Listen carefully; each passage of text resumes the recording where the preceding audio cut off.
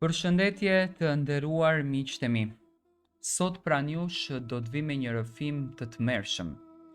Me një rrëfim shumë të dhimbshëm, me lotët e një vajzës që nuk ndaluan kurrë.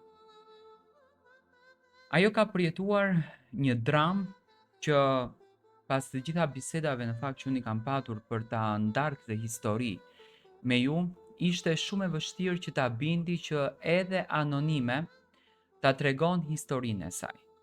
Ishte e vështirë për shumë arsye sepse nuk toleronte që të rikujton momentet e vështira që ka kaluar në jetë.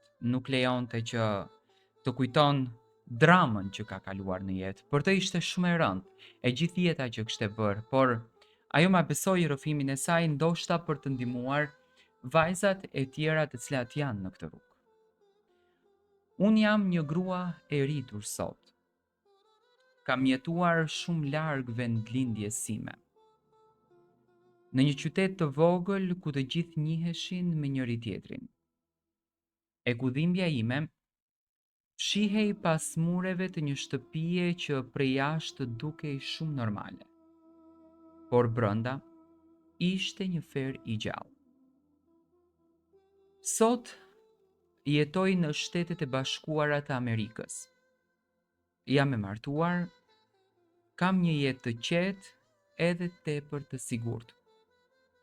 Por e kaluara ime më ndjek ende si një hije që nuk më le të marrë frym plotësisht. Ky është rrëfimi im. Rrëfimi i një fëmije që u rit duke pasur pranë një njeri që duhej të ishte mbrojtja e saj. Por në fakt u kthye në mangthin më të madh të mundshëm.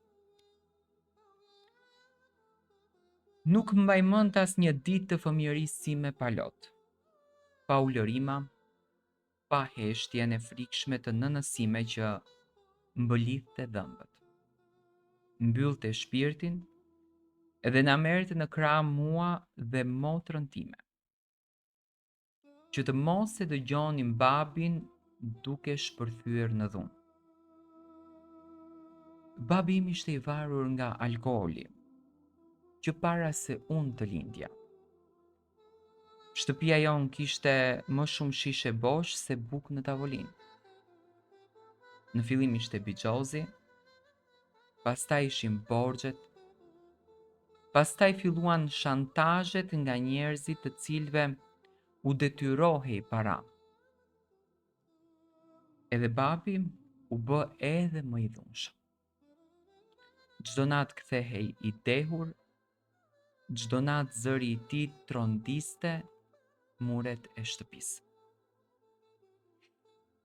Dhe çdo natë mami më merrte mua për dorë dhe më fuste në dhomën e saj. Më shtrëngonte fort edhe më thoshte: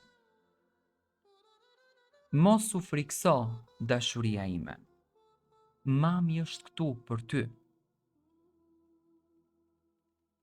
Vetëm ajo ishte mburoja jon në shtëpi.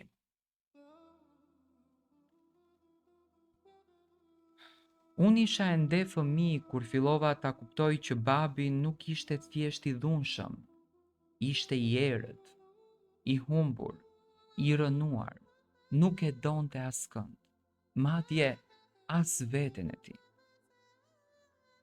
Dhe kur njeriu nuk e do veten, bëhet rrezik për të gjithë. Filloi të më shikonte me një mënyrë që një baba nuk duhet të shikoj kur fëmijën e vet. E kuptoja që diçka normale nuk ishte, por nuk dija të flisja, nuk dija t'i jepja emër asaj frike të madhe. Nëna ime e kuptoi shumë herët. Shumë herët. Ajo e ndjeu rrezikun para se unë të dija çfarë po ndodhte. Dhe e mbrojti shpirtin tim si një luanesh. Ajo nuk flinte asnjë natë. Rinte e zgjuar, ulur në karrige përpara derës që babi i dehur të mos kishte mundësi që të afrohej tek unë. Shumë njerëz e dinin që babi ishte i dhunshëm, por në atë qytet të vogël, në ato vite të vështira, askush nuk ndërhynte. Të gjithë e dinin, por askush s'kishte parë gjë. Shteti nuk na merrte në dorë. Policia vinte edhe ikte duke thënë janë probleme familjare. Rregulloni vetë ato probleme. Por ne nuk kishim se çfarë të rregullonim. Ne po mbijetonim. Ka një natë që unë nuk e haroj kurrë. Një natë kur babi u kthye më i dehur se asnjëherë më parë. Ai hapi derën duke e përplasur aq fort sa xhami u ça. Unë dridhesha, isha fshehur pas krahëve të mamit dhe ajo doli përballë si një mur i gjallë. Ai bërtiti, u përpoq që ta shtynte. Tentoi të hapte derën e dhomës sime dhe mami pikërisht në atë moment u përlesh me të. E mbajti me gjithë fuqinë e trupit të saj të vogël. Ai e goditi, ajo ra, por u ngrit përsëri. Nuk e lasha atë natë. Mendova se babi do të më merrte, do të më dëmtonte, do të më shkatronte jetën përfundimisht. Por mami më mori, më fsheu pas dollapit edhe më tha: "Mos dil, çfarë do që të ndodh ti mos dil." Dhe ajo u ndesh e vetme përballë mangtheve të një buri të pashpirt.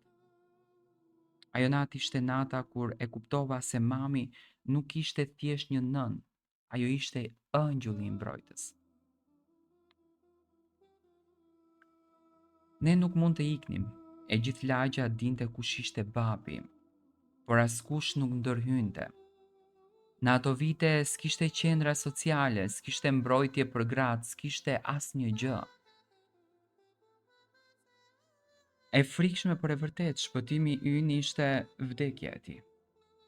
Babi im vdiq nga alkooli. Një ditë u rrëzua në rrugë, zemra e tij e rënuar nga vitet e shisheve nuk e mbajti më. Unë ndjeva një lehtësim të heshtur, një lehtësim që më bëri të ndihem fajtore për shumë vite. Por në të vërtet ishte çlirimi ynë. Sot jam e martuar në SBA. Kam një jetë normale, kam një burr të mirë, kam siguri. Kam shtëpi pa britma, pa shishe, pa dhunë, pa kërcënime. Por netët e fëmijërisë nuk më kanë lënë kurrë. Kam mbrëmje kur zgjohem e trembur nga ëndrat. Ka momente kur një zë i lartë në rrugë më kthen pas në kohë. Ka çaste kur më duket se dera do të përplaset përsëri. Por çdo herë që bie edhe ngrihem, dhe arsyeja është vetëm një: mami im. Ajo grua që kur nuk u dorëzua, që doli para një njeriu të dehur, të dhunshëm, të çmendur, vetëm që të mbrojë fëmijën e saj. Ajo është heroina e jetës sime. Forca ime është shpëtimtarja e shpirtit tim. Mesazhi im për të është ky. Unë e di që ti do ta dëgjosh këtë histori dhe dua të të them. Mami, të dua me gjithë shpirtin tim. Ti më shpëtove trupin, më shpëtove shpirtin, më mësove të mos të jem viktim, më mësove të ngrihem, të luftoj, të kërkoj një jetë më të mirë. Sot jetoj në SBA. Kam një jetë të re, por çdo haptimin e mbaj fal teje. Ti je forca ime. Ti je jeta ime. Ti je nëna që i sfidoi zotat vetëm për të më mbrojtur mua. Dhe unë dua ta di e gjithë bota që ti je shpirti im. Në fakt, këto janë fjalët e kësaj vajze për nënën e saj, një dhimbje e madhe që në fakt unë nuk dua ta besoj që ekzistojnë kështu fenomene, por fatkeqësisht ekzistojnë. Unë dua të them dy fjalë dashur, jeto e lumtur, mos i kujto ato momente të kopshme të jetës tënde, sepse jeta është e bukur dhe ne duhet ta jetojmë jetën kur ne çlirohemi prej trishtimit dhe ti ke fituar atë betejë.